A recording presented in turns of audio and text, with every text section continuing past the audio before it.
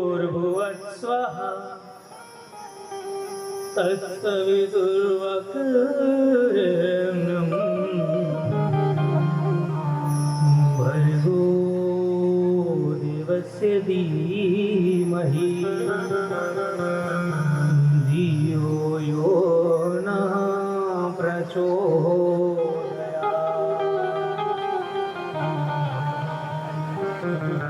અત્રે ઉપસ્થિત ક્લાઉડ 9 ના દરેક મેમ્બર્સને સૌથી પહેલા તો દિલથી થેન્ક યુ યાર કે તમે લોકો અહીંયા આવ્યા અને મને આ સ્ટેજ આપ્યો, કારણ કે કોઈ પણ માણસને સ્ટેજ મળવું ને એ બહુ મહત્વનું છે, કારણ કે સ્ટેજ મળે તો પરફોર્મ કરે ને, એટલે તમે લોકો જે સ્ટેજ આપ્યો એના માટે થેન્ક યુ દિલથી.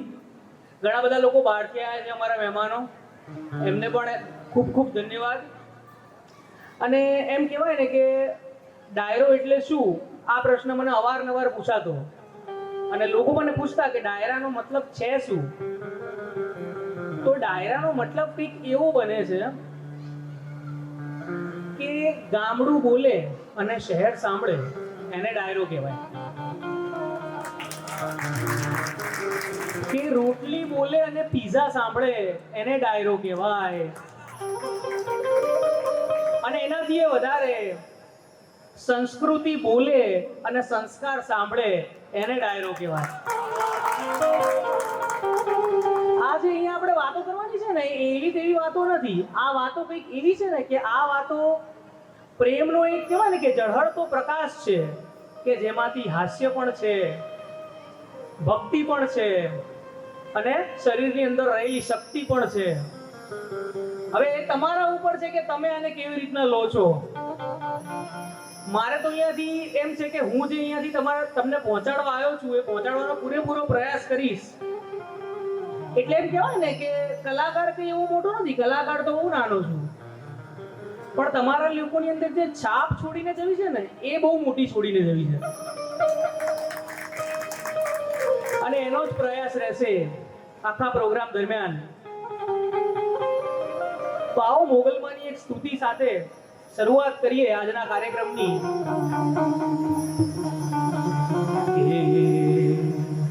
મોગલ આવે નવરાત રમવા, કેવા કેવા વેશમાં તું કેવા કેવા વેશે. એ મોગલ આવે નવરાત રમવા, કેવા કેવા વેશમાં તું કેવા કેવા વેશે. જણ જણ જણ ઝાંઝર ઝળકે, ખણણ ખણણ આંબીમાં, ખણણ ખણણ આંબી. તારા હાથ હેમના ગળા જડુકે, લટુ મોકળી લાંબીમાં,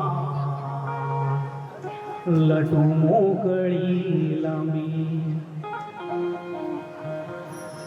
તું સૌને દેખે માતાજી,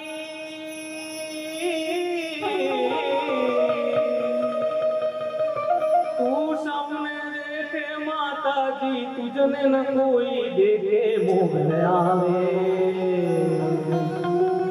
નવરાત રમવા, કેવા કેવા વેશમાં.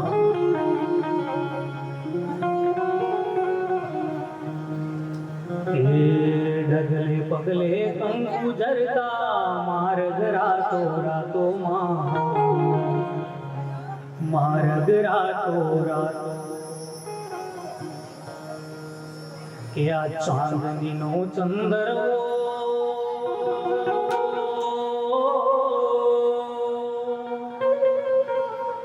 કે આ ચાંદનીનો ચંદરવો માથે લીલી થોર લહેરાતો માં, લીલી કોર લહેરાતો. નવલાખું બેડી માતાજી,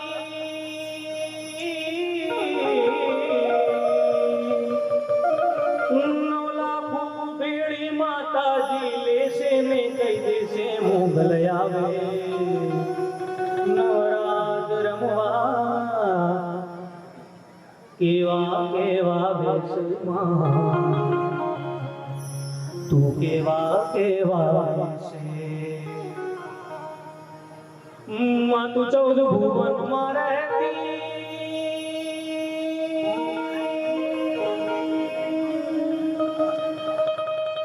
તું 14 ભુવનમાં રહેતી ઉડણયા બોલેતી ચોરુડાને કુમા કહેતી મારી લડી લાગા મારી હે દયાવાળી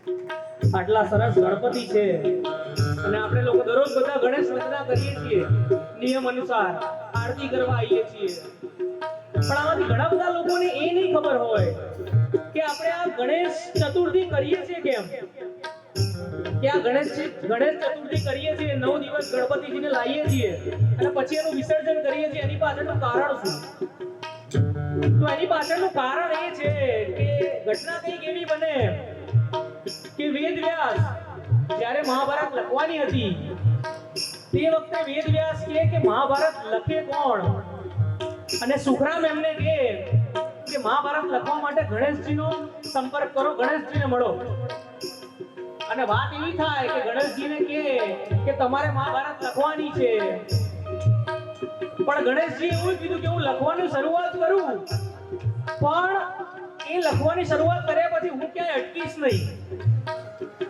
એટલે ત્યારે વેદવ્યાસ એવું કહે છે કે સારું તમે તો ભગવાન છો ભૂલો માણસથી થાય પણ ભગવાનથી ભૂલ થાય નહીં એટલે હું બોલતો જઉં અને એમાં જે પણ સુધારા વધારા હોય એ તમે તમારી રીતે કરી લખજો અને એ ચાલુ થાય છે લગભગ 9 થી 10 દિવસ સુધી સળંગ કન્ટિન્યુઅસ વેદરાજ બોલતા જાય અને ગણપતિ મહારાજ લખતા જાય ઘટના કઈ કેવી ઘટે કે 10 દિવસ પછી જોવે છે જ્યારે ગણપતિનું શરીર તો ગણપતિનું શરીર તપતું હોય છે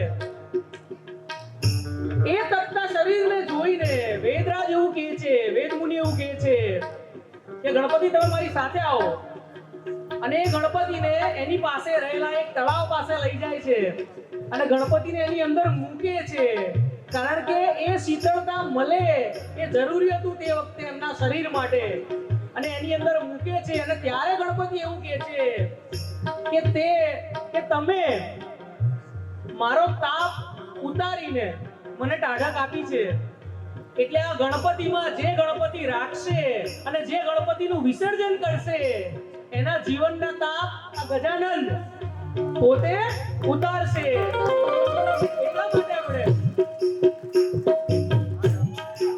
એટલા માટે આપણે ગણેશ ચતુર્થી ઉજવીએ છીએ.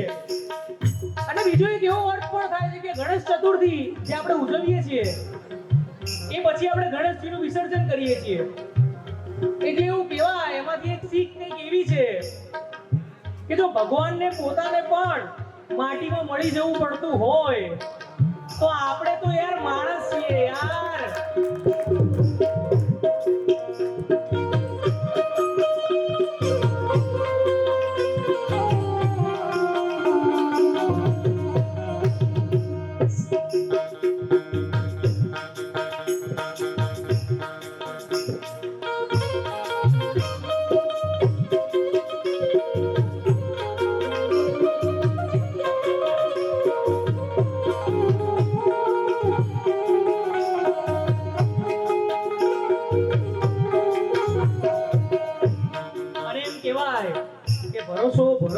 ભરોસો આ દુનિયા ભરોસા ઉપર ચાલે છે, પણ આ કળિયુગ એવો છે કે જ્યારે આપણને માણસ ઉપર તો હવે ભરોસો રહ્યો નથી, તો ભરોસો કોના પર કરવો?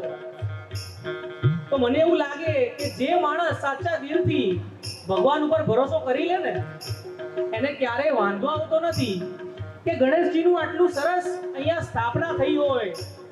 અને તમને લોકોને શું લાગે કે ગણેશજી સાક્ષાત ના આવે? અહીંયા આવે. નવરાત્રીમાં 9 રાત આટલા આપણા ગરબા રમીએ અને મોગલમાં ના આવે, કોઈ માં ના આવે, એવું ના બને. આવે ને આવે, પણ ભરોસો એવો હોવો જોઈએ તો આવે, બાકી ના આવે. પણ ઘટના કંઈક એવી છે કે રામ રાજ્ય ચાલે છે, અને રામ રાજ્ય એટલે શું? તો રામ રાજ્ય એટલે એવું કે તે વખતે રામનું જ્યારે રાજ્ય હતું ત્યારે જે પણ રામના રાજ્યમાં કામ કરતા હતા ને એ બધા એકદમ ખુશ હતા. એમ કહેવાય ને કે ખેડૂતો એમની રીતે ખેતી કરે, ડોક્ટરો એમની રીતે એમનું કામ કરે, ન્યાયાધીશ ન્યાય આપવાનું કામ કરે, અને એમ કહેવાય ને કે કોઈના પણ મોઢા ઉપર તમને એક સેકન્ડ પણ જોવા ના મળે, એને રામ રાજ્ય કહેવાય. અને હું તો એવું ઈચ્છું જ છું કે મારા ક્લાઉડ9માં રામ રાજ્ય તો હોવું જ જોઈએ, કે આપણે બધા એક સામે એકબીજાની સામે હસતા જોવા જોઈએ, એવા હળી મળીને સંપીને રહીએ એવું રાજ્ય અહીંયા બનવું જ જોઈએ રામનું. પણ એ જવાબદારી ક્યાંક ને ક્યાંક આપણી છે. પણ ઘટના કંઈક એવી બને કે રામ રાજ્યની વાતો ઇન્દ્રલોકમાં બહુ થતી હતી, અને ઇન્દ્રએ એક વખત કીધું કે રામ રાજ્ય છે શું, મારે જોવું છે કે રામ રાજ્ય કહેવાય કોને. અને ઘટના એવી બને કે ઇન્દ્ર ભગવાન પોતે જમીન ઉપર ઉતરે અયોધ્યાની નગરીમાં રામ રાજ્યને જોવા માટે. અને હજી તો થોડાક આગળ જાય છે અને એમને એક મહેલ દેખાય છે, અને એ મહેલ એવું કહેવાય ને કે ઇન્દ્રનો મહેલ તો એની સામે કશું ના આવે એવો મહેલ હતો. ઇન્દ્ર ભગવાન અંદર જાય છે, ઇન્દ્રજી અંદર જાય છે અને જે માલિક હોય છે એને મળે છે. માલિક એમને રામ રામ કહે છે. માલિક કહે છે તમે અહીંયાના જણાતા નથી, તમે ક્યાંક બહારથી આવો એવું લાગે છે. ઇન્દ્રજી કહે સાચી વાત છે, ઠંડા ગરમનું પૂછે છે. અને પછી ઇન્દ્ર ભગવાનને એવી વસ્તુ ખબર પડે છે કે આ જે મહેલ છે ને એ તો રામના ચોકીદારનો મહેલ છે. એટલે રામના રાજ્યમાં જો ચોકીદારનો મહેલ આવો હોય તો પછી રામનો મહેલ તો કેવો હશે. અને ત્યાંથી ઇન્દ્ર પાછા ફરે છે. એટલે એમ કહેવાય ને કે રામ રાજ્ય ચાલતું હતું તે વખતે, અને રાજાઓ જે હતા તે વખતના એ બધા સંતવાણીમાં રેગ્યુલર જતા, અને સંતવાણીમાં જાય ત્યારે સંતોની વાણી સાંભળે, અને સંતોની વાણી સાંભળ્યા પછી એમાંથી કંઈક લેવાનો પ્રયાસ કરે. પણ ઘટના કંઈક એવી બને કે નારદ મુનિ તે વખતે એવું કે અગર રામ ભગવાન પોતે જ ગાદી ઉપર બિરાજમાન છે અને જો રામ ભગવાનની જરૂર ના હોય ને તો એમનું નામ લઈએ ને તો પણ આપણું કામ થઈ જાય. પણ રાજા કે હું માનું નહીં, મને આ વસ્તુ માનવામાં નથી આવતી. એક રાજા ઉભો થઈને કહે છે કે હું આને નથી માનતો. ત્યારે રામ ભગવાન પોતે ગાદી પર બિરાજમાન છે ત્યારે આપણે એમનું નામ કેમ લેવાનું? તો ઘટના કઈક એવી બને કે નારદ મુનિ છે ને એક જ્ઞાની માણસ, અને જ્ઞાની માણસ હોય ને યાદ રાખવાનું, કોઈ દિવસ અજ્ઞાની સામે કોઈ આર્ગ્યુમેન્ટ ના કરે, એ વાતને ત્યાં ને ત્યાં છોડી દે કે હશે ભાઈ. અને થોડોક સમય જાય છે આ વાતને, અને ફરીથી નારદ મુનિ રાજાને રસ્તામાં મળે છે, અને રસ્તામાં પૂછે છે કે પ્રણામ નારદ મુનિ. એટલે નારદ મુનિ કહે છે કે તમે ક્યાં જાઓ છો? એટલે કે હું સંતવાણી સાંભળવા જાઉં છું. તો કે સારું, સંતવાણી સાંભળવા જજો, પણ ખાલી વિશ્વામિત્રી ને પગે ના લાગતા. અને ત્યારે પેલો રાજા કે સારું, કોઈ વાંધો નહીં. અને ઘટના એવી ઘટે કે તે વખતે છે ને બે જે ઋષિઓ હતા ને એમને છંછેડાઈ નહીં. એક છે વિશ્વામિત્રી અને બીજા હતા દુર્વાસા. અને વિશ્વામિત્રીને એવું કે વિશ્વામિત્રીનું અપમાન કરે, એટલે વિશ્વામિત્રીને આવ્યો ગુસ્સો. વિશ્વામિત્રી એટલે આપણા રામના ગુરુ, રાઘવના ગુરુ. અને વિશ્વામિત્રી તપેલ ત્રાંબા જેવી આંખો લઈને જાય છે રામની ઝૂંપડી પાસે.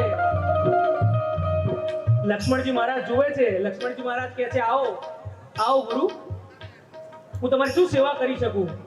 મારે કોઈ સેવા નથી કરવી. રામ ક્યાં છે? એટલે કે હા પણ ગુરુજી તમે બેસો તો ખરા. બેસવું નથી. રાઘવ ક્યાં છે? હા પણ તમે બેસો, હું બોલાવું છું રાઘવને. હમણાં જ એમના શયન કક્ષમાં ગયા છે. રાઘવ ક્યાં છે? અને રાઘવ ક્યાં છે? રાઘવ ક્યાં છે? રાઘવ સાંભળે છે અને એમના શયન કક્ષમાંથી કાટ કાટ કાટ કાટ પગથિયા ઉતરીને બહાર આવે છે. ગુરુજીને પ્રણામ. ગુરુજી શું થયું? કેમ આટલા ગુસ્સે છો? રાઘવ મને એક વાતનો જવાબ આપો કે જે મુનિઓનું અપમાન કરે, ઋષિ મુનિનું, એની સાથે શું થવું જોઈએ? તો કે એનું માથું ધડથી અલગ હોવું જોઈએ. મારી સાથે આવું થયું છે. એક રાજાએ મારું અપમાન કર્યું છે અને રામ પ્રતિજ્ઞા લઈ લે છે કે કાલની સાંજે સાંજ થતા પહેલા એનું માથું તમારા ચરણમાં હશે ગુરુજી. અને એકવાર રામ પ્રતિજ્ઞા લે એટલે પછી એની પ્રતિજ્ઞા આગળ કોઈનો કોઈ આવે નહીં. કારણ કે રઘુકુળ પ્રીત સદા ચલી આએ, પ્રાણ જાય પર વચન ના જાય.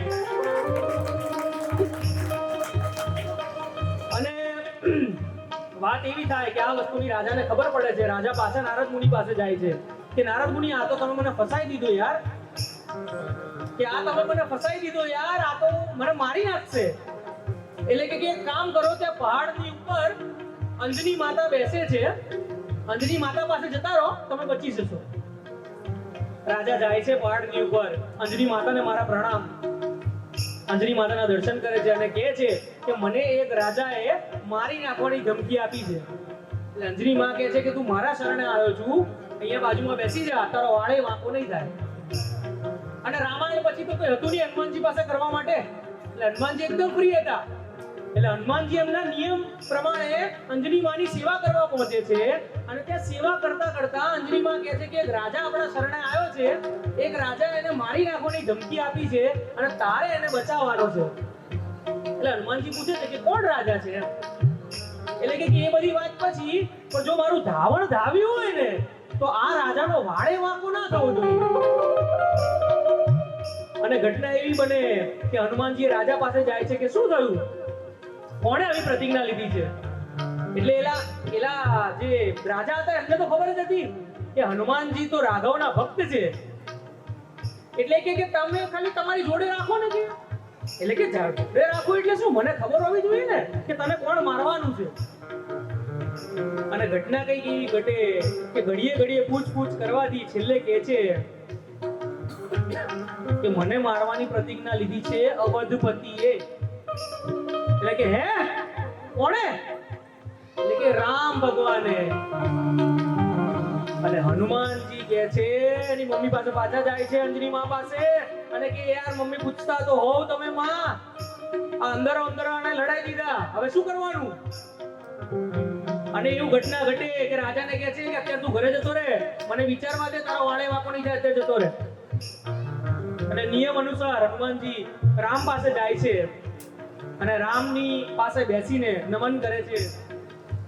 તે રામ ભગવાન કહે છે કે હનુમાન આ બાજુ આવવાનું કેમ થયું? ત્યારે પહેલી વાર એવી ઘટના બને કે હનુમાનજી લક્ષ્મણ મહારાજને એવું કહે કે તમે 2 મિનિટ બહાર જશો, મારે કામ છે રામજીનું. આવી ઘટના ક્યારેય ઘટતી નથી. એટલે કેવાય ને કે પોતાના હોય ને, લક્ષ્મણ મહારાજ બહાર તો જતા રહ્યા, પણ પોતાના હોય ને હંમેશા બહાર ઊભા રહે કે આ વાત શું થાય છે. એટલે હનુમાનજી કહે કે રામ ભગવાન આપણે કોઈ પ્રતિજ્ઞા લેવાઈ છે ખરી? કે હા પ્રતિજ્ઞા લેવાઈ છે કે રાજાને ઉપાડવાનો છે કે. એટલે કે સારું કોઈ વાંધો નહીં, તો કે આ પ્રતિજ્ઞામાં કંઈક આગુ પાછું થાય ખરું? એ રામ કે તમે શું વાત કરો છો હનુમાન? આપણી આ રીત છે, પ્રાણ જાય પર વચન ન જાય. અને ત્યાં તો લક્ષ્મણજી બાણું તોડીને અંદર આવી ગયા કે હે ભાઈ, રઘુકુળ રીત છે, પ્રાણ જાય પર વચન ન જાય. એટલે હનુમાનજી કહે છે સારું. હનુમાનજી પાછા આવે છે રાજા પાસે અને રાજાને કહે છે કે ભઈ બાપુ માનવાના નથી અને તને ઉપાડવાના છે, ફાઇનલ છે. એટલે કે તો હવે કરવું શું? અને ઘટના કઈક એવી ઘટે કે હનુમાનજી એ રાજાને લઈને જંગલમાં જાય છે અને રાજા એવું પૂછે છે કે હવે શું કરવાનું? તો કે હવે તારી અને મારી પાસે બીજો કોઈ રસ્તો નથી આના સિવાય. શ્રી રામ જય રામ જય જય રામ, શ્રી રામ જય રામ જય જય રામ, શ્રી રામ જય રામ જય જય રામ, શ્રી રામ જય રામ જય જય રામ, શ્રી રામ જય રામ જય જય રામ, શ્રી રામ જય રામ જય જય રામ, શ્રી રામ જય રામ જય જય રામ, શ્રી રામ જય રામ.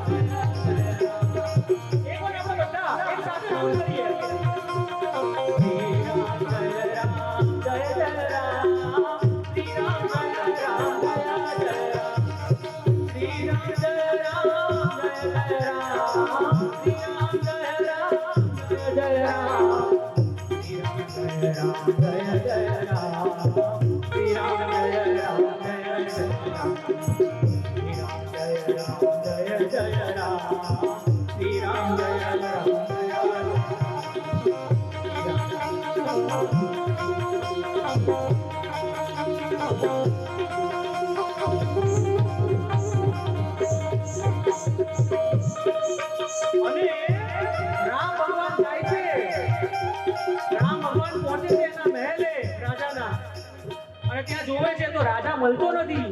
ત્યાં પૂછે છે કે રાજા ક્યાં છે? તો કે રાજાને કોઈ લઈ ગયું છે. લક્ષ્મણ મહારાજને કહે છે કે તારી ફણ ઉપર તો પૃથ્વી છે, જો ક્યાં છે રાજા? અને ત્યારે લક્ષ્મણ મહારાજ જોવે છે કે રાજા ક્યાંક વનમાં હનુમાનજીની જોડે છે. અને ત્યાં રામ પહોંચે છે. રામને આવતા જોઈને હનુમાનજી એમની પૂંછડીનું પીંડલું વાળીને અંદર બેસાડી દે છે રાજાને અને કહે છે કે ધૂન ચાલુ રાખ. શ્રી રામ જય રામ જય જય રામ, શ્રી રામ જય રામ જય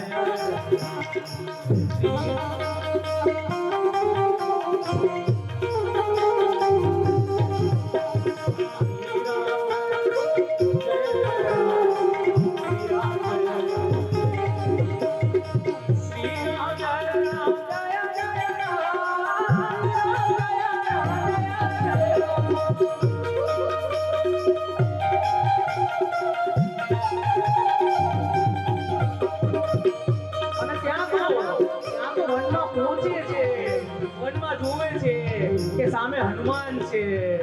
હનુમાનજીને કહે છે કે હનુમાન રાજાને મને સોંપી દે, પણ ત્યાં તો ચાલુ જ છે. શ્રી રામ જય રામ જય જય રામ, શ્રી રામ જય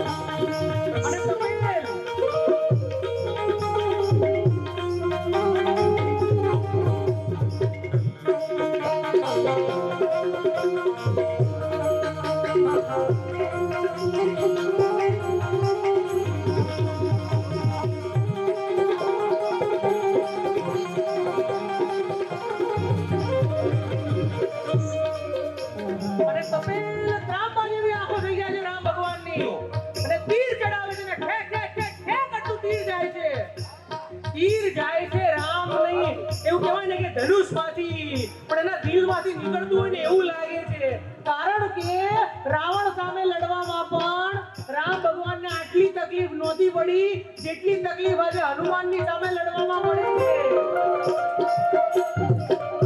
અને કારણ શું છે એનું કારણ એ છે કે પોતાની સામે લડવાનું હોય ને ત્યારે તકલીફ પડે, દુશ્મનની સામે લડવાનું હોય એમાં તકલીફ ના પડે.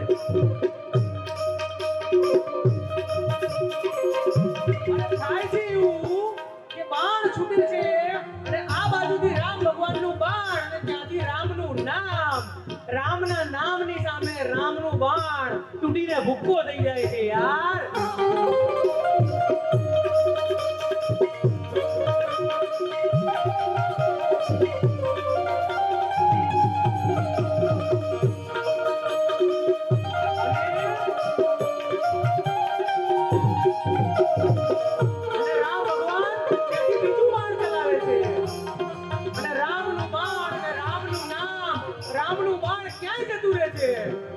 ત્રીજું બાણ ચલાવે છે તો પણ રામના નામની સામે રામનું બાણ રહેતું નથી.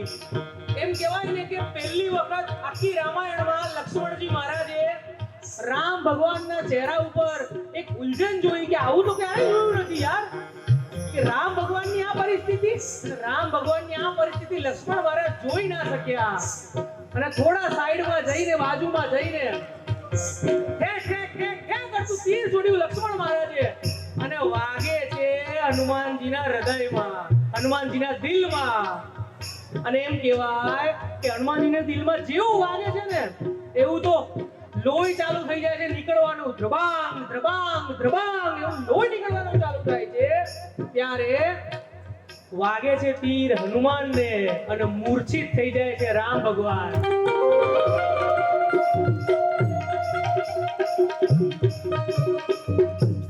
અને એવું કહેવાય કે રામાયણમાં એવું બને છે કે લક્ષ્મણજી મહારાજ મૂર્છિત થઈ જાય છે અને રામ ભગવાનનો ખોળો હોય છે. પણ આજે કઈ ઘટના એવી બને છે કે રામ ભગવાન મૂર્છિત થઈ જાય છે અને લક્ષ્મણજી મહારાજનો ખોળો છે. પણ તો પણ બાણ વાગી ગયું છે, તો પણ ધૂન તો ચાલુ જ છે.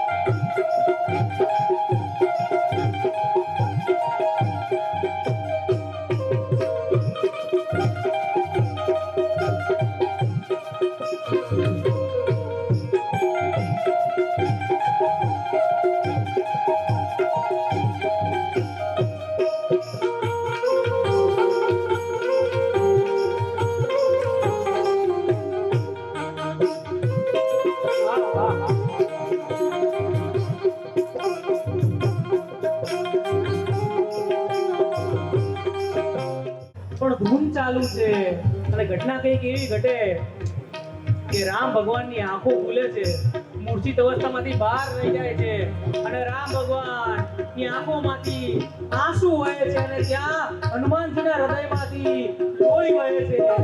મારો હનુમાન, મારો હનુમાન. અને રામ ભગવાન હનુમાનજીને એમના ઘોડામાં લઈ લે છે અને ઘોડામાં લઈને બાણને કાઢે છે અને બાણ ઉપર જ્યાં વાગ્યું છે ઘા ઉપર હાથ ફેરવ્યા કરે છે. પણ ધૂન તો ચાલુ જ છે.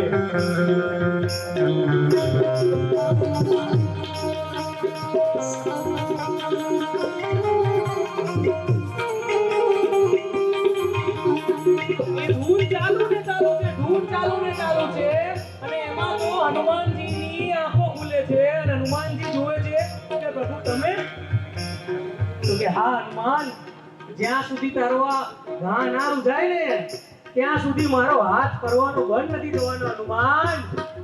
આને કહેવાય પ્રેમ યાર. એક બાજુ ચાલે છે શ્રી રામ જય રામ જય જય રામ.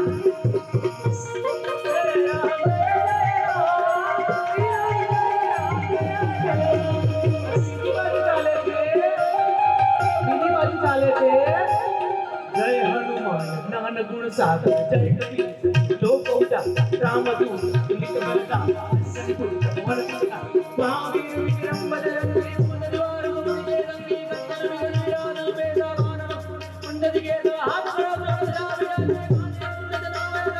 कर जोड़ के अंदर से महादेव विद्यमान याद याद नामदार करके तो याद प्रभु जरी जरी करनिया राम राम सीता राम सुंदर गुण किए दिया रूप नजर नजर रूप तेरी अवतारे राम ने बात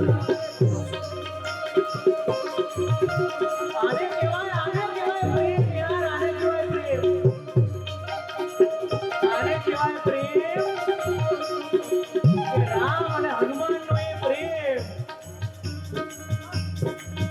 અને ઘટના એવી ઘટે કે જે હાથ ફેરવતા હતા ને હનુમાનજી ઉપર એમના ઘા ઉપર તે રામ ભગવાનની આંખો બંધ થઈ જાય છે અને આંખો જ્યારે બંધ થઈ જાય છે ત્યારે હનુમાનજી ધીરેથી રાજાને લાવીને એમની જગ્યાએ મૂકી દે છે અને હવે જે હાથ ફરે છે ને એ રાજાના માથા ઉપર ફરે છે, હનુમાન ઉપર નથી પડતો.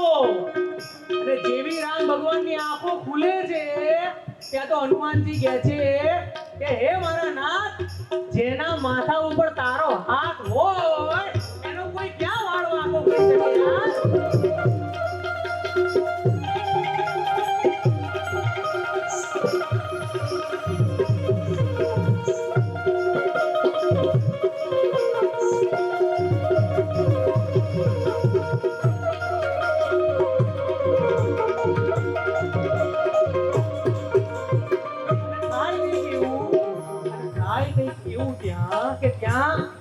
વિશ્વામિત્રી આવે અને નારદ મુનિ પોતે આવે અને હનુમાનજી કહે છે પેલા રાજાને કે જા વિશ્વામિત્રીના પગમાં પડી જા.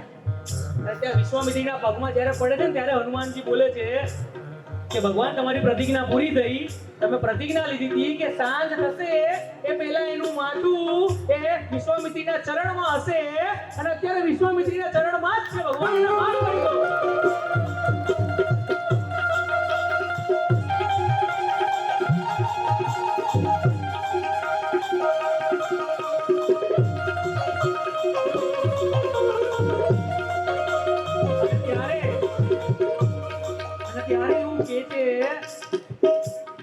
આ બધું કરવાનું કારણ શું? તો નારદ મુનિ કહે છે કે મેં કીધું તું કે રામની જરૂર નથી, ખાલી એનું નામ હશે ને તો પણ ચાલશે.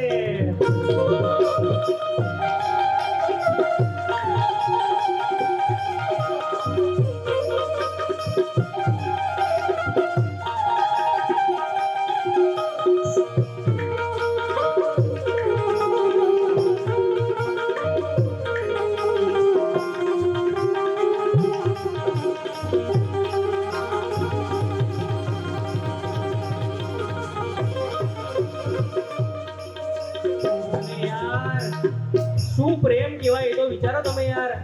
હનુમાનજી અને રામનો સાચો પ્રેમ જ આ છે યાર. હનુમાનજી અને રામને જોઈ લો કે રાધા કૃષ્ણને જોઈ લો, સાચો પ્રેમ આને કહેવાય. આજના કળિયુગમાં બહુ બધા બ્રેકઅપ થાય, લવ થાય, ડિવોર્સ થાય, બધું જ થાય, પણ સાચો પ્રેમ એ છે નહીં. સાચો પ્રેમ શું છે? તો સાચો પ્રેમ છે જે હનુમાનજી અને રામ વચ્ચે હતો, એ કે જે રાધા અને કૃષ્ણ વચ્ચે હતો એ. અને એમ કહેવાય કે રાધા અને કૃષ્ણ વચ્ચે જે પ્રેમ હતો, ઘટના કઈક એવી ઘટાય કે ગામમાં બધા વાતો બહુ કરતા હતા. એટલે રાધાએ કૃષ્ણને કીધું કે કૃષ્ણ આપણે હવે લગ્ન કરી લેવા જોઈએ, લોકો વાતો બહુ કરે છે ને વાતો નથી સંભળાતી. અને કૃષ્ણની આંખમાંથી આંસુ વહેવા માંડ્યા અને કૃષ્ણ ફરી ગયા બીજી બાજુ. ત્યારે એવું પૂછે છે રાધા કે કૃષ્ણ આમ તો તું મને બહુ પ્રેમ કરે છે, પણ આજે જ્યારે વાત આવી મારી સાથે લગ્ન કરવાની તો તું કેમ તારું મોઢું ફેરવી લીધું તમે? અને કૃષ્ણ જ્યાં આમ ફરે છે ત્યાં સાક્ષાત રાધા જ દેખાય છે. એટલે કૃષ્ણ એવું કહે છે કે રાધા, તું અને હું અલગ હોઈએ તો લગ્ન થાય, આપણે બંને તો એક જ છીએ, લગ્ન કેવી રીતે થાય? અને ઘટના કઈક એવી ઘટે કે વૃંદાવન છોડીને જ્યારે કૃષ્ણ દ્વારકા નગરીમાં આવે અને એમ કહેવાય ને કે પોતાની દ્વારકા બનાવવી હોય ને તો તમારે મથુરાને છોડવી પડે. અને એમાં અઘરું શું છે કે પોતાની દ્વારકા બનાવવી હોય ને ત્યારે જીતેલી મથુરાને છોડવી પડે. અને જીતવું છે ને એ સહેલું છે, પણ જીતેલું છોડવું ને એ વધારે અઘરું છે. અને ઘટના કઈક એવી ઘટે કે કૃષ્ણ ભગવાનને વૃંદાવન છોડવું પડે અને કૃષ્ણ ભગવાન આવી જાય દ્વારકામાં, પોતાની દ્વારકા નગરી, સોનાની નગરી, અખિલ બ્રહ્માંડનો માલિક. આપણને એમ થાય કે એને કઈ વાતની કમી હશે યાર.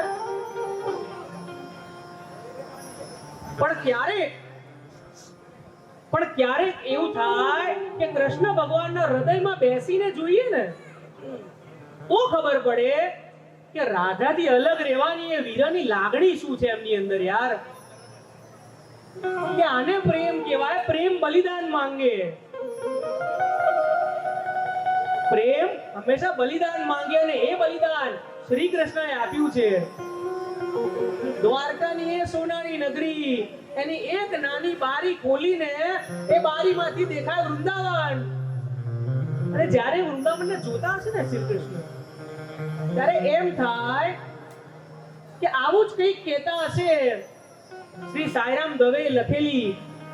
અને એમ કહેવાય કે કીર્તિદાન ગઢવી સાહેબે બહુ સરસ રીતે આને ગાઈ છે, તમારી સામે પ્રસ્તુત કરવા જઉં છું. એ બારીમાંથી વૃંદાવન દેખાય અને કૃષ્ણ શું કહેતા હશે તે વખતે? રાધા હું પુકારું પૂરી દ્વારકામાં,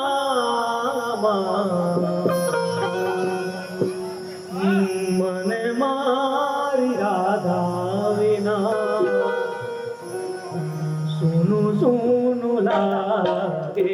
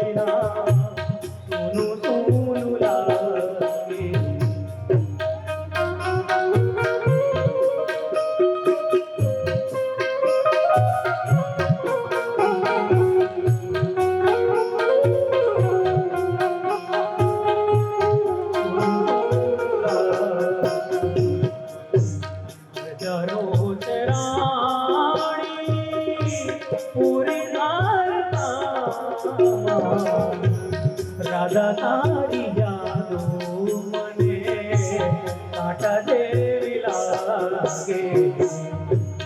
રાધા હું પુકારું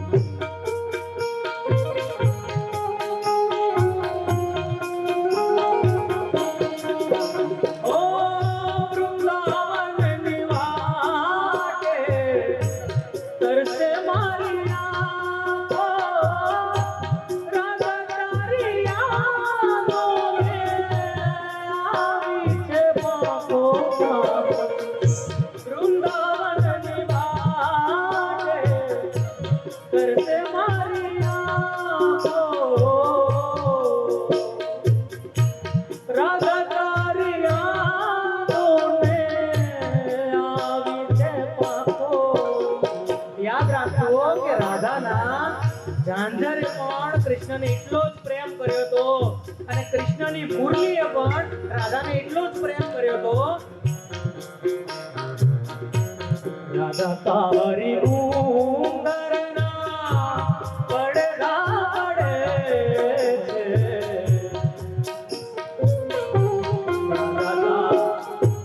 રાધા તારી ઉંદરના પડદા પડે છે મારા હાથમાં મારી મુરલી રડે મુરલી રડે છે યાર સાહેબ. અને એમ કહેવાય કે ક્યારે આપણે કૃષ્ણ હૃદયમાં બેસવાની તક મળે ને તો આવું કંઈક વર્તાય. આ દિલ છે તારી પાસ રે હું દૂર. શું કે આ દિલ છે તારી પાસ રે હું દૂર છું કોને કહું. એટલે કૃષ્ણ ભગવાન એવું કહે છે કે મારી પ્રજાની રક્ષા કરવા માટે મારે ત્યાંથી નીકળવું પડ્યું મથુરામાંથી ને દ્વારકા નગરીમાં વસાઈ. પણ ત્યારે શું કહે છે કે આંધીમાં અટવાયેલો મજબૂર છું કોને કહું. અને આ છેલ્લી કડી મને બહુ ગમે છે. શું કહે છે આ ભૂલ નથી પણ સજા મને થાય છે પૂછું તો જરા ગાયને શું થાય છે પૂછું તો જરા ગાયને શું થાય છે. એમ કહેવાય ને કે અને એમ કહેવાય કે મિત્રોનો શું ભાગ હોય જીવનમાં એ સમજાવું તમને આજે. નરેન્દ્ર મોદી સાહેબ ના એક ઇન્ટરવ્યુમાં એમણે કરેલી વાત અને યુટ્યુબની ચેનલ પર તમને જોવાય મળશે કે સર્ચ કરશો તો ઘટના એવી ઘટે કે પીએમ હાઉસમાં નરેન્દ્ર મોદી સાહેબ એમના મિત્રોને મળવા બોલાવે છે. એમને કે સ્કૂલના મિત્રો, બહુ જૂના મિત્રોને મળવા બોલાવે છે. પણ થાય એવી ઘટના એવી ઘટે કે નરેન્દ્ર મોદી સાહેબ એવું એક્સપેક્ટ કરતા હતા કે આ લોકો મારી સાથે એવી જ રીતના વર્તશે કે જેવી રીતના હું સ્કૂલમાં હતો ને ત્યારે વર્તતા હતા. પણ થતું નથી એવું. એનું કારણ શું? તેનું કારણ એ છે કે નરેન્દ્ર મોદીના મન તો એ મિત્રો છે પણ એ મિત્રોના મન તો એ પીએમ છે ને યાર. અને એમ કહેવાય ને કે હું ક્લાઉડ 9 માં આવ્યો તો મારું એક ફેમિલી તો એ કહેવાય કે જેમાં હું મોટો થયો અને જેમાં મારો જન્મ થયો. પણ એવું કહેવાય ને એવું સુંદર પ્રકારનું બીજું ફેમિલી એ ક્લાઉડ 9 માં મળ્યું છે ને યાર. અને મારા દોસ્તોનો તો યાર એક વખત આભાર યાર. આ ફેસ્ટિવલ કમિટી ના હોય ને તો યાર આવા પ્રોગ્રામો ના થાય યાર. અને એમ કહેવાય ને કે મારા દિલથી એવું કહું છું અને ત્યારે વસ્તુ કહેવાનું મન થાય. ये दोस्ती हम नहीं तोड़ेंगे हम मगर तेरा साया तोड़ेंगे. ये दोस्ती हम नहीं तोड़ेंगे हम मगर तेरा साया तोड़ेंगे.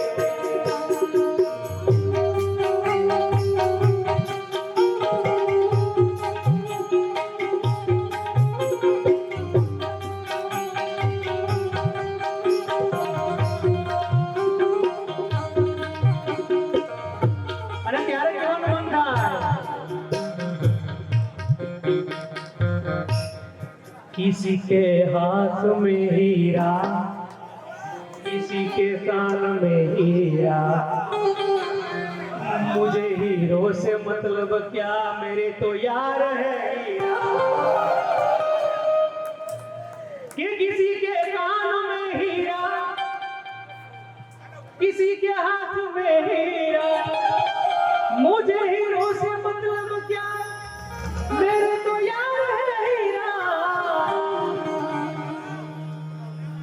दोस्तों ने मेरी खातिर क्या कुछ नहीं किया, बहुत शुक्रिया, बहुत शुक्रिया, 100 बार शुक्रिया, बिलियन बार शुक्रिया। तुम जैसे दोस्तों का सहारा है दोस्तों, तुम जैसे बेवड़ों का सहारा है दोस्तों, ये दिल तुम्हारे प्यार का हमारा है दोस्तों, ये दिल तुम्हारे प्यार का हमारा है दोस्तों। तुम जैसे दोस्तों का सहारा है दोस्तों, तुम जैसे दोस्तों का सहारा है दोस्तों, ये दिल तुम्हारे प्यार का हमारा है दोस्तों, ये दिल तुम्हारे प्यार का हमारा है दोस्तों।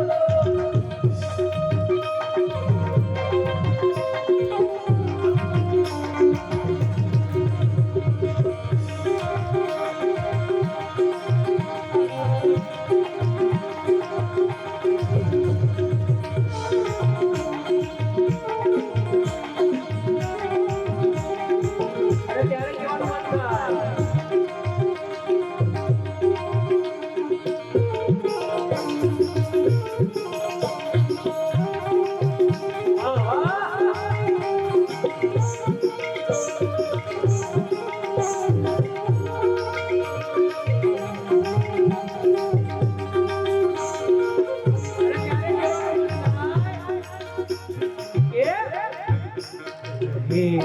चाहे दुश्मन जमाना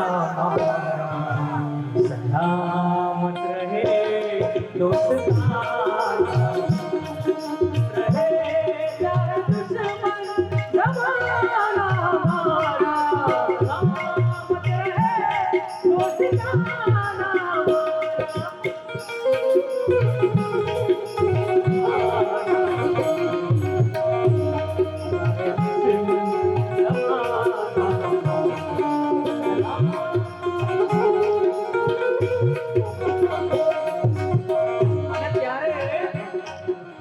શ્રી કૃષ્ણ શું કહે છે કે છે સેવક ગણા પણ સખા નથી મારે, હૈયા કેરી વાતો કરવી કોને ને ક્યારે।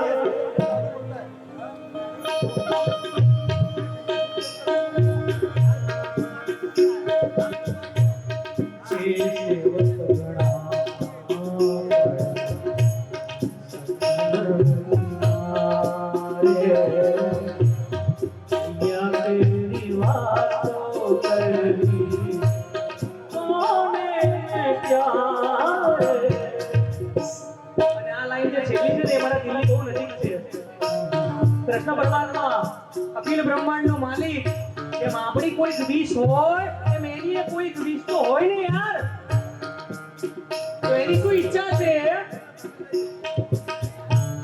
હવે આવતે રાધા ધામ મારે, તને પ્રેમ કરું મારે, વિચારે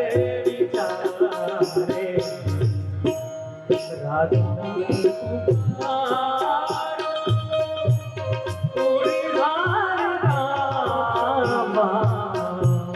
મને મારી રાધા વિના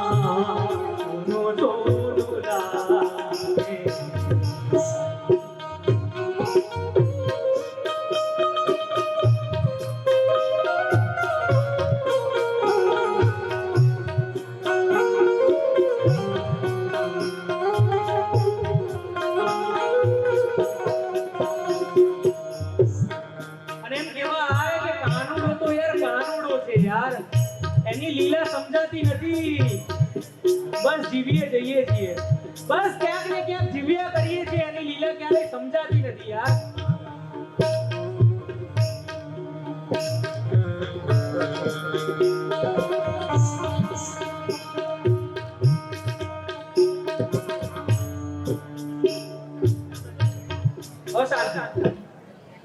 પતિએ પત્નીને પૂછ્યું કે હું આજે કેવો લાગુ છું, હું આજે કેવી લાગુ છું એમ. એટલે એમ કહેવાય ને કે દુનિયાનો સૌથી કોન્ટ્રોવર્શિયલ સવાલ હોય ને તો આ છે.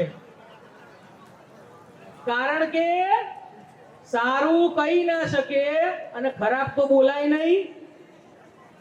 એટલે કે હું આજે કેવી લાગુ છું, તો કે ખૂબ સુંદર લાગે છે. એની પત્નીને વિશ્વાસ નથી થતો કે આવું બોલે જ નહીં મને કોઈ દિવસ. ફરીથી પૂછે છે કે કેવી લાગુ છું, તો કે યાર તું તો ઇન્દ્રકુમારી જેવી લાગે છે. તો એની પત્ની કહે કે આ સારું હોય નહીં આવું. તો કે કેવી લાગુ છું, તો કે તમે યાર મારા આટલા વખાણ કેમ કરો છો આજે એમ. તો એ કે બકા આ તો બસ જો ફ્રી બેઠો તો એટલે મને એમ કે થોડું મજાક કરી લઉં કે. એકવાર દિવાળીનો સમય હતો ને ચારમી મારી પાસે આવી મારી વાઈફ કે મિરાજ આપણે આ લિસ્ટ છે શોપિંગનું, આ બધું લાવવાનું છે એમ. તો કે પહેલું શું લેવું છે એમ. એટલે મેં કીધું જોતા તો એવું લાગે છે કે પહેલું તો લોન લેવી પડશે, એના સિવાય સેટ નહીં થાય.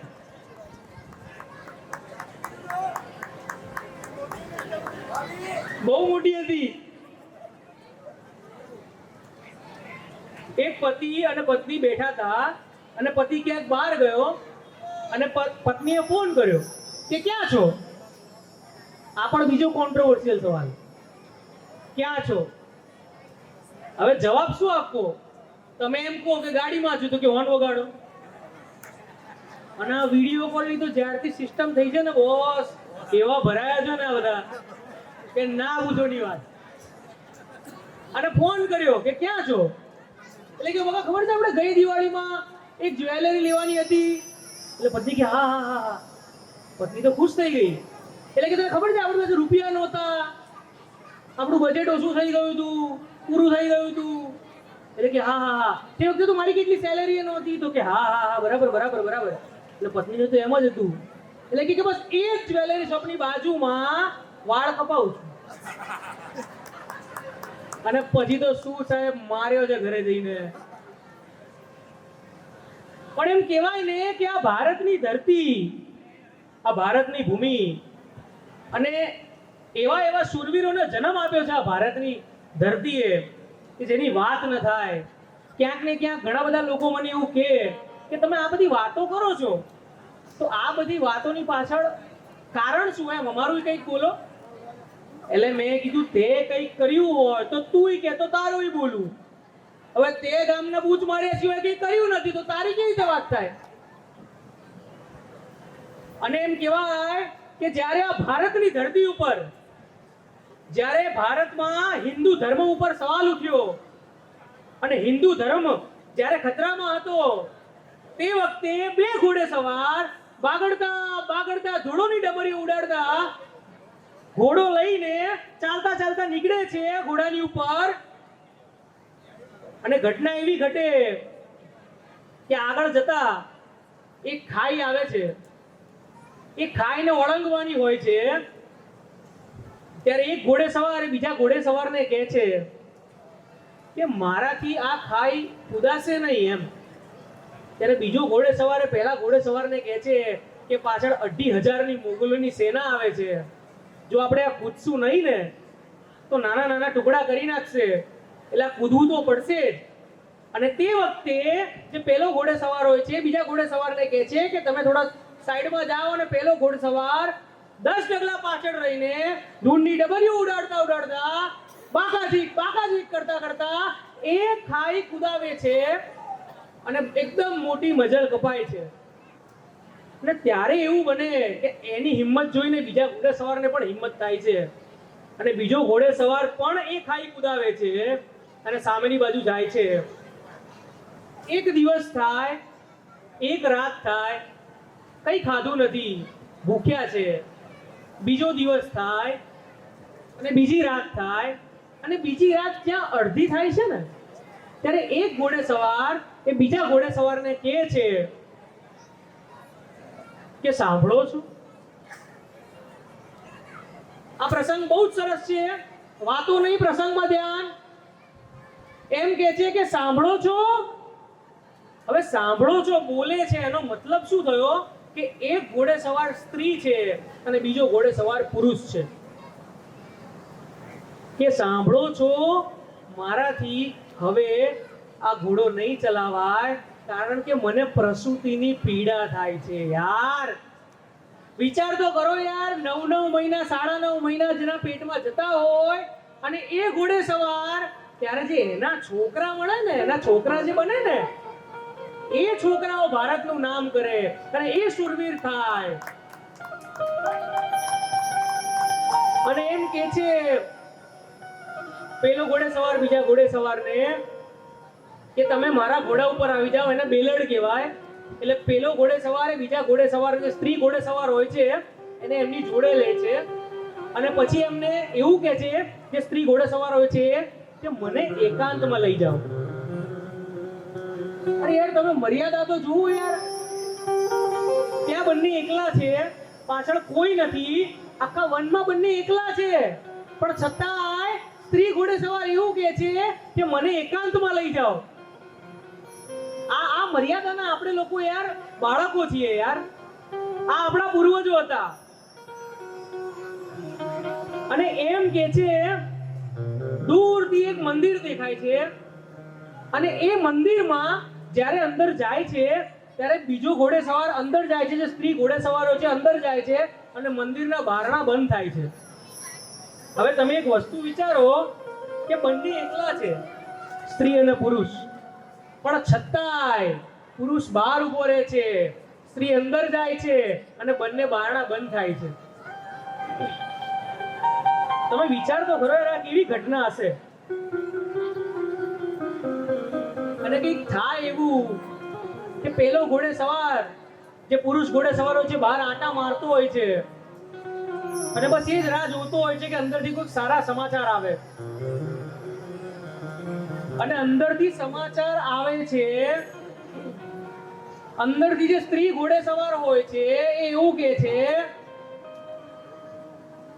કે હે પુરુષ, ચિંતા ના કરતા, ભારતના ભડવીરને જન્મ દીધો છે. એ ભડવીર હોય છે છત્રપતિ શિવાજી મહારાજ, એ માં હોય છે જીજાબાઈ, અને જે બાર આંટા મારતો હતો ને એ હતો શાહજી એનો બાપ.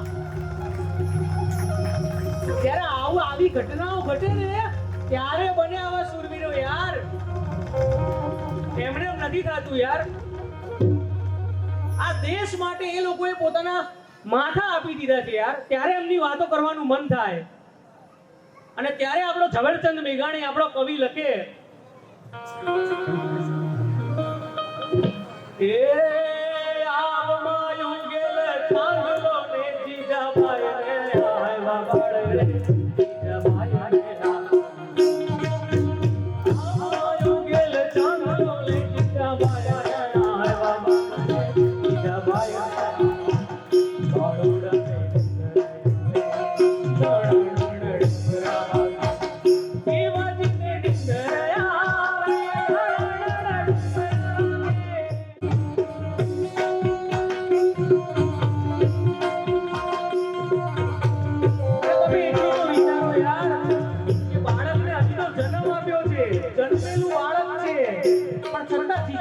ભાવના જુઓ તમે. એ વખતે કોઈ ગોદડી કે કોઈ પથારી હતી નહીં. એટલે જે ફૂલો હોય ને, ભગવાનની ઉપર ફૂલો ચડેલા હોય, એની પથારી બનાવે છે અને એ પથારીની ઉપર શિવાજીને મૂકે છે. અને ત્યારે શું કહે છે? આજ માતાએ પાથરી છે રૂડા ફૂડા કે, રૂડા ફૂડા કે.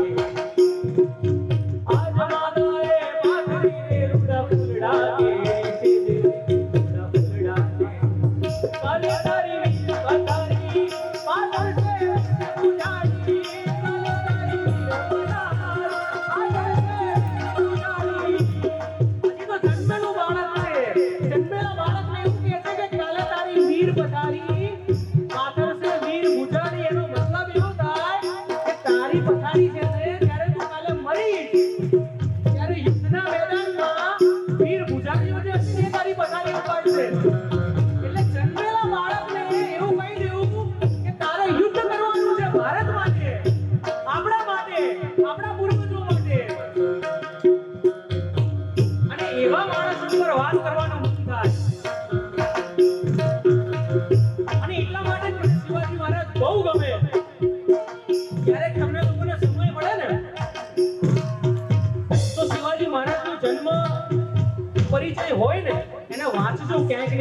યાર.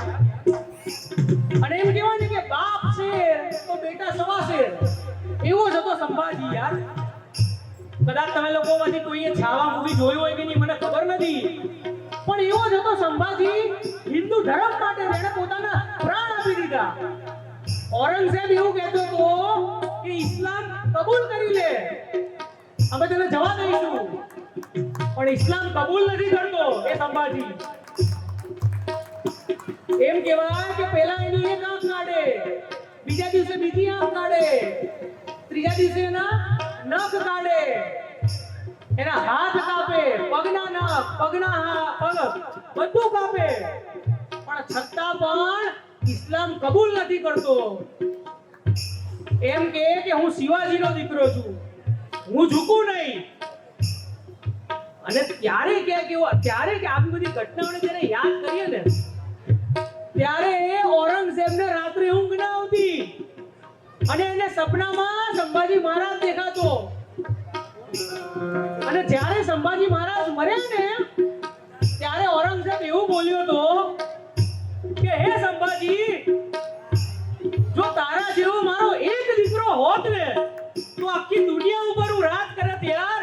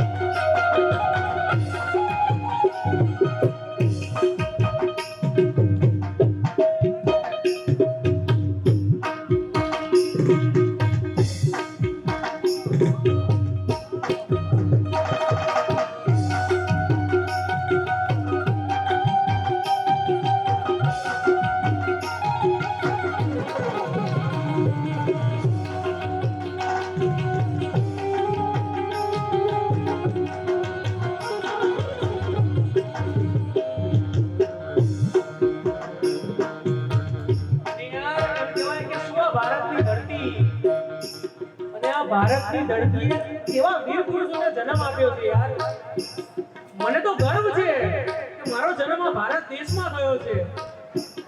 અને તમને લોકોને પણ એ વાતનો ગર્વ હોવો જોઈએ કે આપણે લોકો એક એવી સંસ્કૃતિના સંતાન છીએ કે જેના દાખલા આખી દુનિયામાં ક્યાંય નથી, કે જેણે ધર્મ માટે માથા આપી દીધા.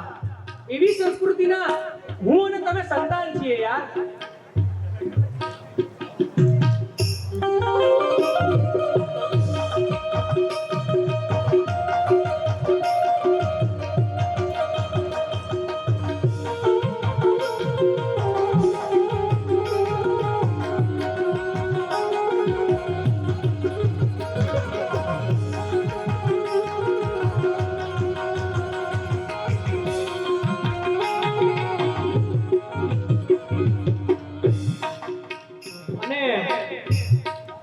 ક્યારેક એવું લાગે કે આપણે જીવનચર્યામાં આપણે લોકો છે ને માં વિશે બહુ બધું લખાયું છે અને માને ક્રેડિટ બહુ જ મળી છે. અને માં એક પાત્ર એવું છે ને કે જેના વિશે જેટલું લખાય ને એટલું કદાચ ઓછું જ છે. પણ બાપ જે પાત્ર છે ને સાહેબ, એ કંઈક અલગ છે હો યાર. એમ કહેવાય કે આખા બ્રહ્માંડમાં એવી કોઈ બીજી ચેતના ઊભી નહીં થાય કે જે બાપ છે ને એ બાપ છે યાર. બાકી તો હમણાં એવું હતું કે એક દીકરો અને પપ્પા બેઠા હતા, તો દીકરો પપ્પાને કહે કે હવે તમે દારૂ પીવાનું ઓછું કરો, બહુ દારૂ પીવો છો. તો એના બાપે એવું કીધું કે બેટા હવે શું લઈને આવ્યા હતા, શું લઈને જવાના? તેનો દીકરો કે તો તમે આમ ને આમ પીવાના તો મૂકીને એવું જવાના.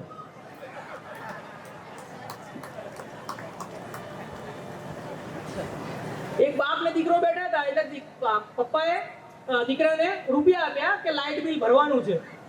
એટલે કે સારું, હવે થાય એવું કે લાઇટ બિલ ભરવાની જગ્યાએ લોટરીની ટિકિટ લઈ લે. હવે લોટરીની ટિકિટ લઈ તો લે છે, લોટરી લાગતી નથી એટલે રૂપિયા થઈ ગયા વેસ્ટ. પણ હવે પપ્પાને તો એવું કહેવાય નહીં કે લોટરીની ટિકિટો લઈ લીધી છે. તો ઘટના એવી ઘટે કે એ જે છોકરો હોય છે ને કે કહેતો નથી અને ઘરે આવતો રહે છે. હવે ઘરે તો આવતો રહે છે અને થાય છે એવું કે ઘરની લાઈટો બંધ થઈ જાય એટલે એના પપ્પાને ખબર પડી ગઈ કે આ આપણું જ પાત્ર હોય, કે આ આણે કર્યું જ છે, એમાં કોઈ સવાલ નથી. એટલે એને પૂછે છે કે શું કર્યું છે, તે આમ છે તેમ છે, અને બહુ ફકડાવે છે. એટલે બોલે છે કે હા પપ્પા, મેં લોટરીની ટિકિટો લીધી હતી અને લાગી નથી લોટરી, એટલે રૂપિયા વેસ્ટ થઈ ગયા છે ક્યાંય કેમ. પણ પછી તો હરખાઈનું મારે છે, બરાબર મારે છે. હવે માર ખાઈ ખાઈને એનું કે ને કે ટેવ પડી ગઈ હોય તો ટેવ છૂટે નહીં. બીજા દિવસે ઘટના એવી ઘટે કે સવારમાં વહેલી સવારે ઇનોવા ગાડી આવે છે અને લોટરીનું ઇનામ ઇનોવા ગાડી જ હોય છે. અને માં હોય ને એ દીકરો ગમે એટલો મોટો ગુનેગાર હોય ને તો એનો પક્ષ લેવાનું ના છોડે, કે જો કે તમે કહેતી હતી ને તમને આઈ ઇનોવા ગાડી લોટરી જીત્યો. ત્યાં તો 4-5 માણસો ઉતર્યા અને ઘરના વાયરના તાર કાપીને જતા રહ્યા. ટોરેન્ટ વાળા હતા. પછી તો શું માર્યો છે સાહેબ. એટલે આવું બધું બને છે આજકાલમાં. તો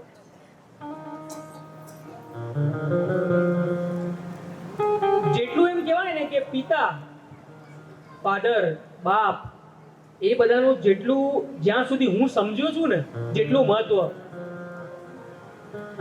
એમ કહેવાય ને કે એ વ્યક્તિનું તમારા જીવનની અંદર અને તમારા ઘડપણમાં બહુ મહત્વ છે.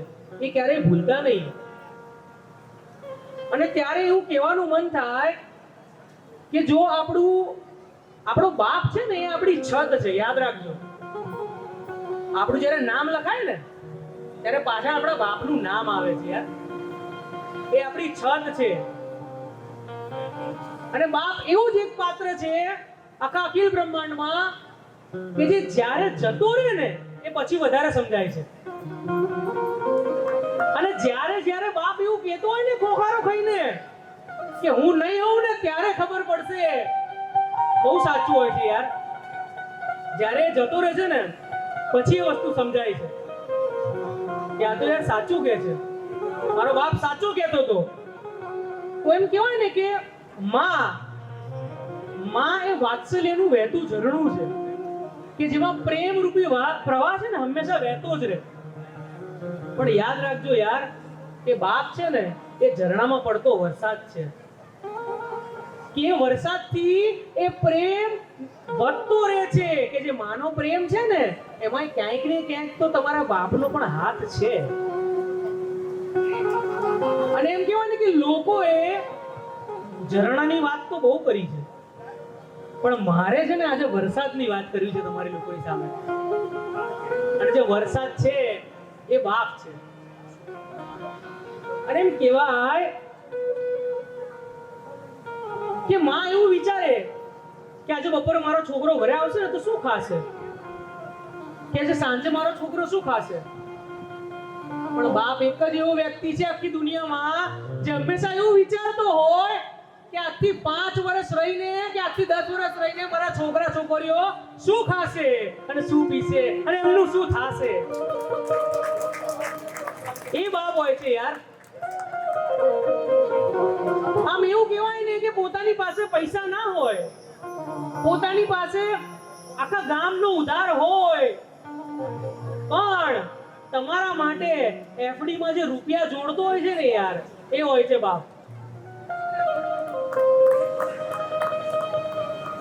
એમ કહેવાય ને કે ક્યારે પોતાનાથી હેરાન, ક્યારેક દુનિયાથી હેરાન. એક બાપના માથે કેટલા ટેન્શન હોય, બહારની એટલી ચિંતા. અને એમ કહેવાય ને કે આખા બ્રહ્માંડનું એક યુદ્ધ ચાલતું હોય એની અંદર, પણ એને ખાલી એક જ વસ્તુની પડી હોય, જે છે તમારા ચહેરા ઉપર રહેલી સ્માઈલ યાર. એક બાપ શું કરે છે અને શું સહન કરે છે એ તો વિચારો યાર. અને એઝ અ ચાઇલ્ડ આપણે મોટા થઈએ, આપણે જ્યારે મોટા થઈએ અને જવાનીની હવા લાગે ત્યારે આપણે એવું કહીએ કે વોટ્સ ધ બિગ ડીલ, બધા કરે છે ને તમે કર્યું છે. ત્યારે એ સંબંધ છે ને ક્યાંક ને ક્યાંક છે ને મરી જાય છે યાર. ક્યાં એ બાપ છે કે જેણે પોતાના કપડા વિશે, જૂના કપડા વિશે ક્યારેય વિચાર્યું નથી અને દિવાળીમાં તને કપડા નવા પહેલા પહેરાયા છે કે જે પોતે પંખામાં સૂતો છે અને મારો દીકરો કે મારી દીકરી એસી રૂમમાં સૂવે એવું વિચારે છે. એ હોય છે બાપ યાર. કે જાણે એમ કહેવાય ને કે તમારી દરેક જીદની આગળ ઝૂકી જાય છે ને એ હોય છે બાપ. બાકી આખી દુનિયામાં કોઈનાથી ઝૂકતો નથી, પણ જ્યારે પોતાનો દીકરો કે દીકરી કઈ કે એટલે એ બાપને ઝૂકવું પડે છે યાર. અને એટલે જ કદાચ એ કહેવત પડી હશે, કહેવાય હશે કે જેને કોઈ ના પહોંચે ને એને એનું પેટ પહોંચે.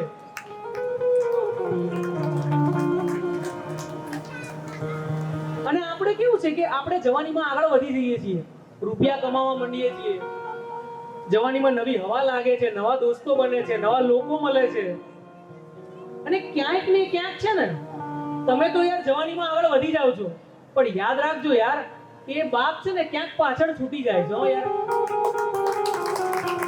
એ બાપ ક્યાંક પાછળ છૂટી ના જાય એનું ધ્યાન રાખજો યાર. અને એમ કહેવાય કે જે આખી દુનિયાનો કરજદાર બની જાય છે તમને મોટા કરીને, કે જે આખી દુનિયાનો કરજદાર બની જાય છે તમને મોટા બનીને, આજે જવાનીમાં એવી પરિસ્થિતિ આવે છે જ્યારે દીકરાઓ અને દીકરીઓ મા બાપ પાસે હિસાબ માંગે છે યાર, અને તો પણ હિસાબ આપે છે. એ હોય છે બાપ. અને એથી આગળ વધીને કહું ને તો એવું કહેવાય કે કાલે તમે જેના સહારે ચાલતા હતા ને આજે એનો સહારો બનવાનો ચાન્સ મળે ને યાર તો એ ચાન્સ ને જવા ના દેતા, ક્યાંક મોડા ના પડતા યાર. એને પૂરેપૂરો સહારો આપજો. ખાલી કશું જ નહીં કરો ને, બાપની બાજુમાં બેસીને માથું મૂકીને એટલું કહેશો ને કે પપ્પા ચિંતા ના કરતા હું બેઠો છું યાર. અરે બાપનું શેર લોહી ચડે યાર કે મારો દીકરો મને આજે આવું કહે છે. અને એમ કહેવાય કે બાપ પોતાના દીકરા માટે શું વિચારતો હોય એના માટે આપણા રાજભા ગઢવી સાહેબે બહુ સરસ કવિતા લખી છે, અને એ આજે તમારી સામે પ્રસ્તુત કરું.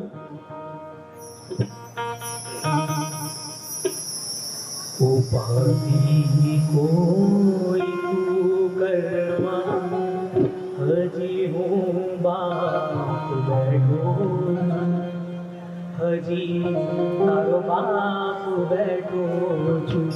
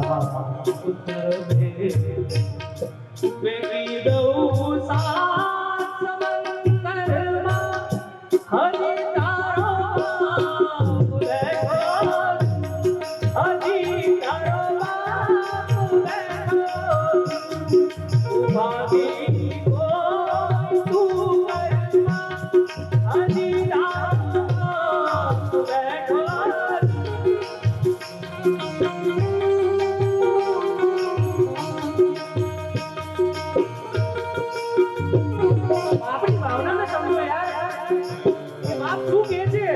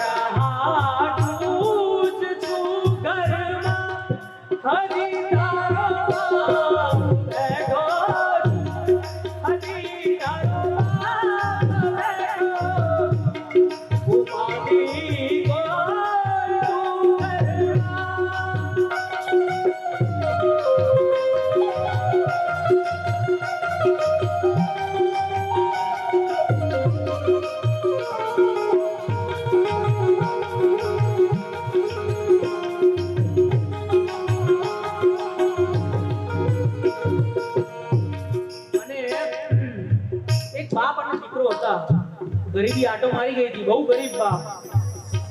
ગરીબ બાપ અને એમ કહેવાય ને કે એને દીકરાને બહાર ખવડાવવાની તાકાત નહીં, એટલી ગરીબી.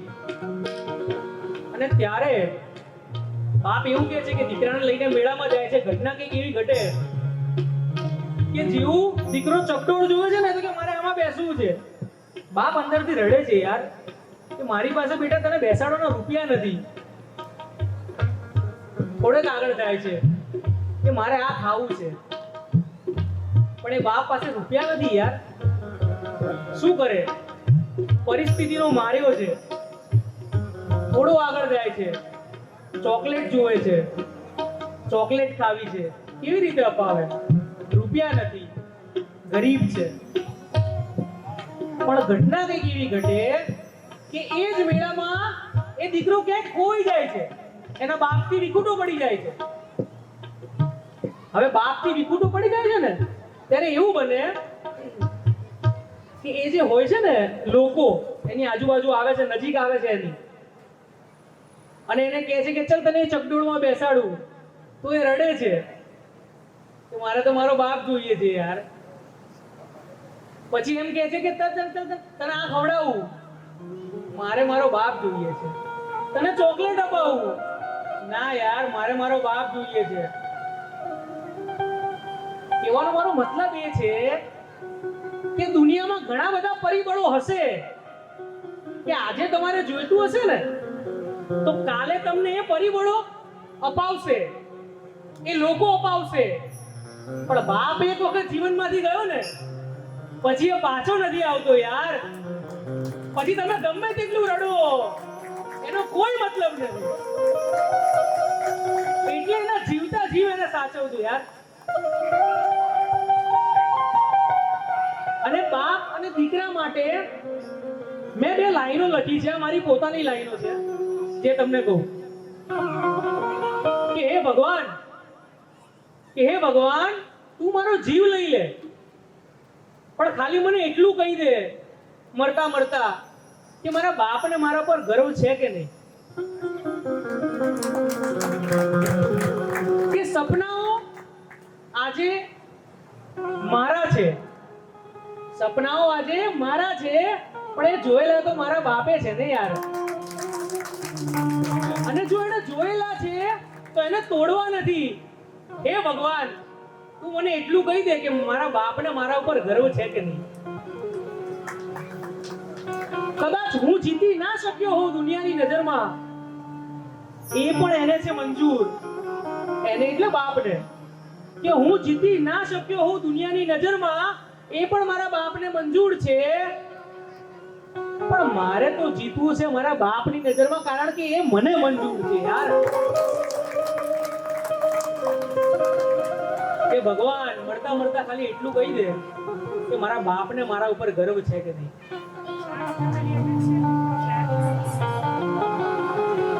અને ક્યાંક એવું કહેવાય ને કે આપણે હિન્દી બોલિવૂડના જે સોંગ સાંભળ્યા છે એ બોલિવૂડના સોંગ્સમાં આપણે મોસ્ટ ઓફ ધ સોંગ્સ આપણી ગર્લફ્રેન્ડ હોય, વાઈફ હોય કે પ્રેમિકા હોય એના માટે જ છે. એગ્રી? પણ બોલિવૂડમાં એવું છે કે સોંગ્સનો મીનિંગ એવું છે કે તમે પ્રેમને કઈ રીતે લો છો અને કઈ રીતે સમજો છો એના ઉપર છે. જેમ કે તમારી સામે એક બે પંક્તિઓ રજૂ કરું કે લાખ સાગર હો ગहरा तो क्या प्यार से कुछ भी गहरा नहीं वो जवानी जवानी नहीं जिसकी कोई कहानी नहीं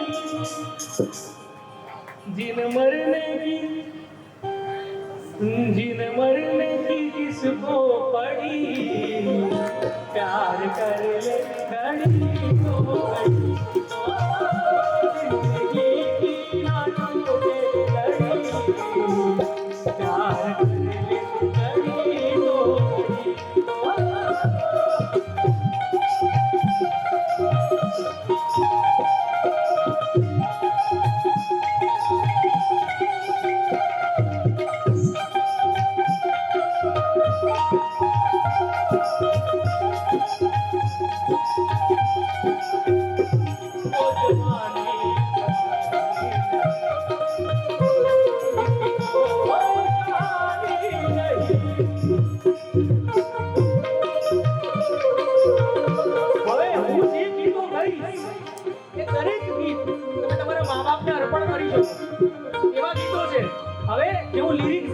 એને એ રીતે સાંભળજો.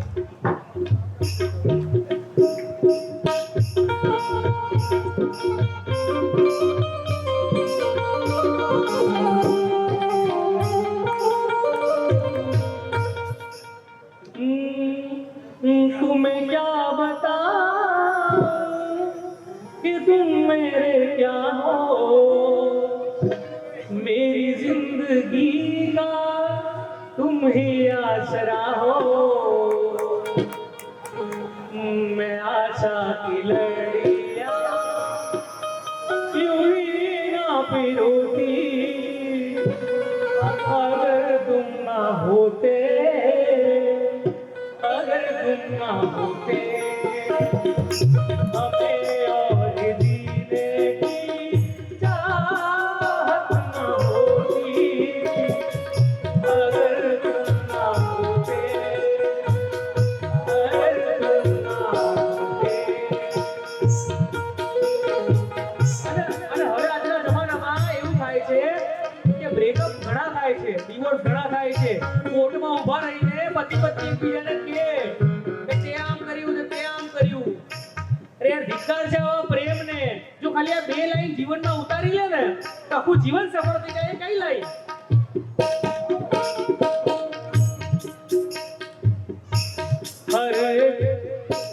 हर गम तुम्हारा सहेंगे खुशी से, करेंगे ना शिकवा कभी हम किसी से.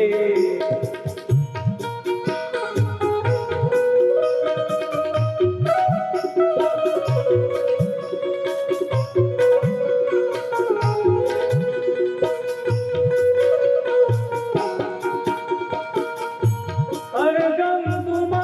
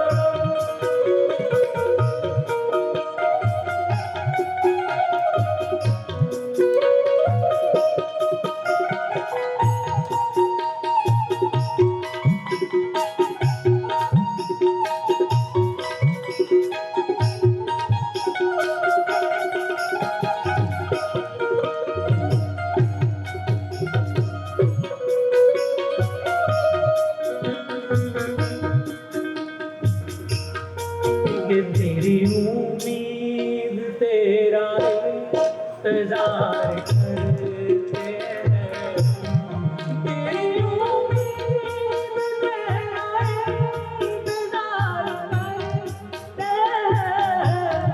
हैं सनम हम तो सिर्फ तुमसे प्यार करते हैं सनम हम तो सिर्फ तुमसे प्यार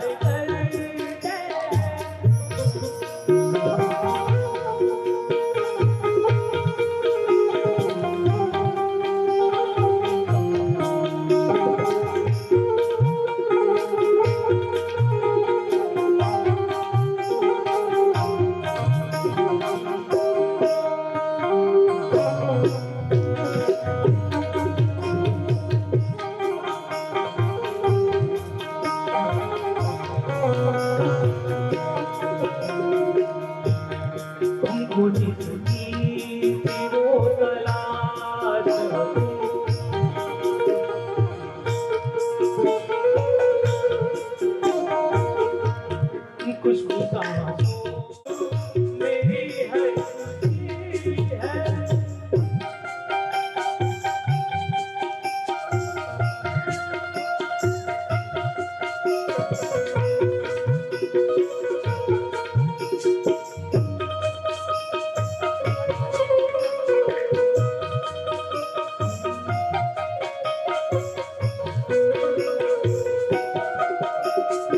नजर के सामने जिगर के पास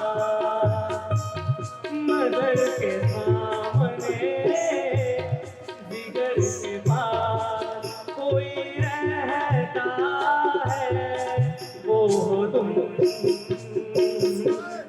नजर के सामने जिगर के पास नजर के जिगर के पास जिंदगी की तलाश में हम मौत के पास आ गए जब ये सोचा तो घबरा गए आ गए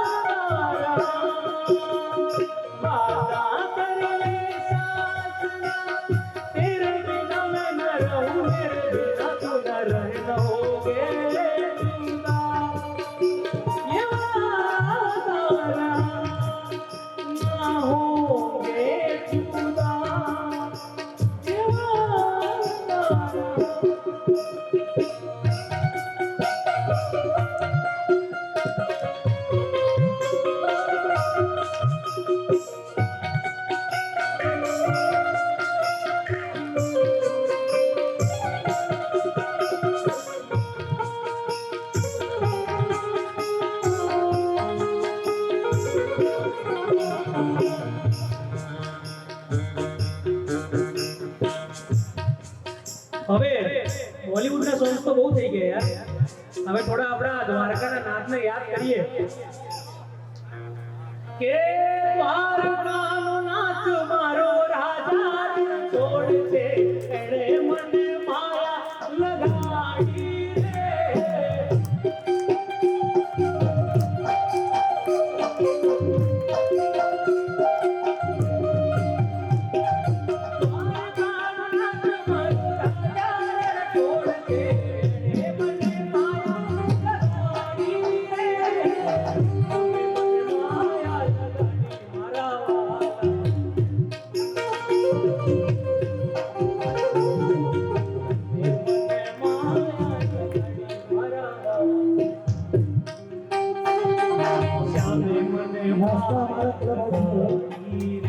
हमेशा हमारा क्लब हाउस में ગોકળું નાથ सभी लोग મારો हमारा રાજા साथ है। છોડ છે એણે મને ભાયા ગાડી રે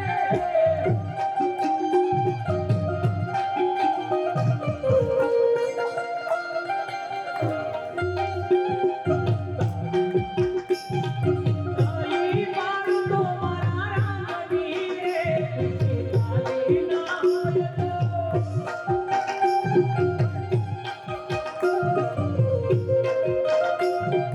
ભાષા